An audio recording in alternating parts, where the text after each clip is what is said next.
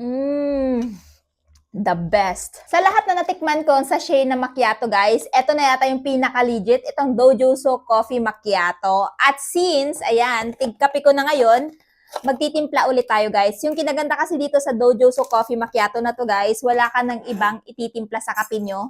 Bubuksan nyo lang tong sachet, tapos lalagyan nyo lang ng mainit na tubig. At napakamura ko lang tong nabili, guys, kumpara naman kung pupunta ka pa sa coffee shop. Unlike kung bibili ka nitong Dojoso Coffee Macchiato, guys, sa isang box meron ng lamang 8 pieces, kaya matagal mo din mauubos. So, ganito nga pala yung kanyang granules, guys.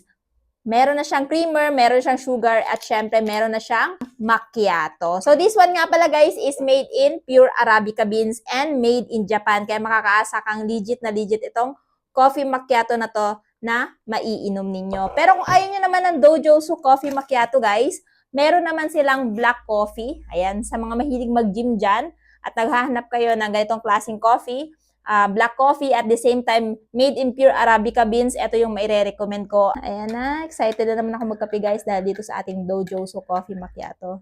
You know?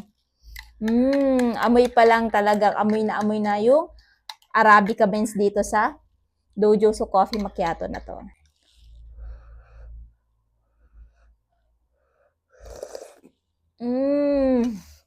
The best. Super satisfying, guys. Kaya naman kung interested kayo dito sa ating Dojoso Coffee Macchiato at gusto nyo rin matry ito, idadrop ko na lamang yung link nito dyan sa baba.